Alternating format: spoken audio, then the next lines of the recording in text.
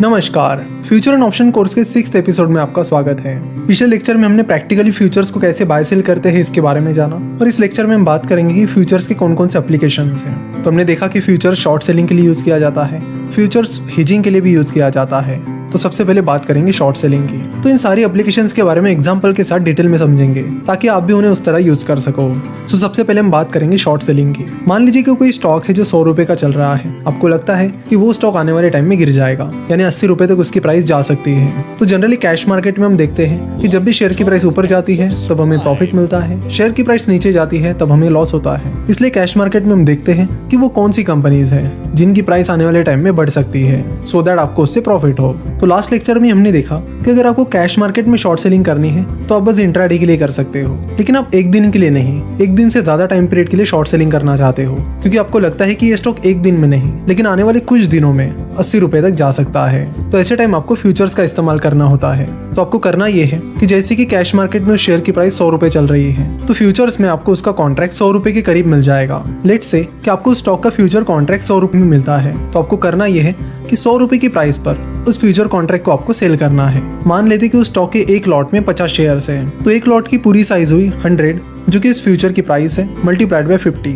That is equal to 5000। तो आपको इस फ्यूचर कॉन्ट्रैक्ट को 100 रुपए पर सेल करना है। ना आप 100 रुपए पर उस फ्यूचर कॉन्ट्रैक्ट को सेल करने के बाद जैसे जैसे उस स्टॉक की प्राइस गिरने लगेगी वैसे वैसे आपको प्रॉफिट मिलता जाएगा। अगर आपको ये एग्जांपल समझ में नहीं आया है तो और डिटेल में समझाता हूँ। आपने यहाँ पर कॉन्ट्रैक्ट किया है कि आप 50 शेयर्स को एक पर्टिकुलर फ्यूचर डेट को 100 रुपए की प्राइस पर बेच दोगे। फ्यूचर कॉन्ट्रैक्ट में हम यही करते हैं ना कि फ्यूचर डेट के लिए कॉन्ट्रैक्ट करते हैं। तो यहाँ पर कोई चीज खरीदने की बजाय आपने उस शेयर को बेचने का कॉन्ट्रैक्ट किया है। उस फ्यूचर डेट पर आप उन शेयर्स को 100 रुपए की प्राइस पर बेच दोगे। नाउ जैसे जैसे शेयर की प्राइस 100 रुपए से नीचे चली जाती है आपका प्रॉफिट बढ़ने लगता है, यानी जिस दिन आपका कॉन्ट्रैक्ट एक्सपायर हो रहा है उस दिन उस शेयर की प्राइस आपके प्रेडिक्शन के अनुसार 80 रुपए पर चली जाती है। तो उसका मतलब है कि उस दिन आप उस शेयर को 80 रुपए में खरीद सकते हो, लेकिन आपका कॉन्ट्रैक्ट है कि आपको उन शेयर्स को 100 रुपए की प्राइस पर बेचना है। तो 20 रुपए आपके लिए प्रॉफिट हो गया। वही जो सामने वाली पार्टी है उन्हें लॉस हो गया, क्योंकि वो शेयर मार्केट में 80 रुपए में मिल रहा है लेकिन सामने वाली पार्टी उसे 100 रुपए में खरीद रही है, क्योंकि उन्होंने आपके साथ वही कॉन्ट्रैक्ट किया था कि आने वाली फ्यूचर डेट पर मैं 50 शेयर 100 रुपए की प्राइस पर बेच दूंगा। और उस सामने वाली पार्टी ने आपके साथ ये कॉन्ट्रैक्ट किया था कि उस फ्यूचर डेट को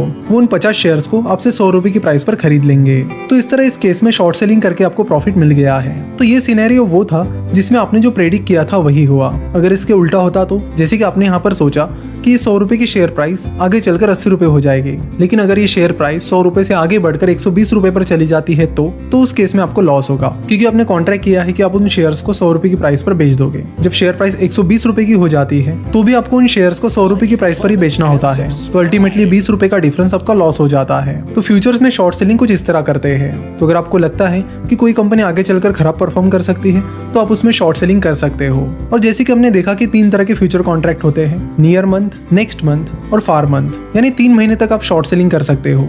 जैसे कि अभी जनवरी चल रहा है तो आप जनवरी महीने के फ्यूचर खरीद सकते हो, फेब के और मार्च के खरीद सकते हो, अप्रैल के नहीं खरीद सकते। हाँ, आप कॉन्ट्रैक्ट रोल ओवर कर सकते हो, यानी उस कॉन्ट्रैक्ट को आगे कंटिन्यू कर सकते हो, जिसमें आपको एक्सपायरी के दिन वो कॉन्ट्रैक्ट बेचना होता है और वही कॉन्ट्रैक्ट उसी क्वांटिटी में फिर से खरीदना होता है। जैसे कि अभी जनवरी में अगर आपको सबसे लंबा कॉन्ट्रैक्ट करना है तो आप मार्च के फ्यूचर्स खरीद सकते हो, उसके आगे के नहीं। तो मान लीजिए कि आपने मार्च के फ्यूचर्स खरीदे हैं। नाउ मार्च के फ्यूचर जिस दिन एक्सपायर हो जाएंगे उस दिन आप उस कॉन्ट्रैक्ट को बेच दो और आने वाले महीनों के कॉन्ट्रैक्ट फिर से खरीद लो। तो मार्च के एक्सपायरी के टाइम आप मई, जून और जुलाई इन 3 महीनों के फ्यूचर कॉन्ट्रैक्ट खरीद सकते हो। तो इस तरह आप एक्सपायरी के दिन उस कॉन्ट्रैक्ट को बेचकर अगले महीने के कॉन्ट्रैक्ट खरीद सकते हो। इस तरह आप रोल ओवर कर सकते हो। लेकिन जब आप कॉन्ट्रैक्ट को रोल ओवर करते हो तो आपको अलग अलग चार्जेस भी लगते हैं। ब्रोकरेज चार्जेस आपको फिर से पे करने होते हैं और उसके साथ ही जो अदर चार्जेस होते हैं वो भी आपको फिर से पे करने होते हैं। इसलिए जब भी आप कॉन्ट्रैक्ट को रोल ओवर करने की कोशिश कर रहे हो तो उस टाइम ये भी चेक करो कि अदर चार्जेस आपको कितने लगेंगे और उसके बाद वो ट्रेड आपके लिए सही होगा या नहीं।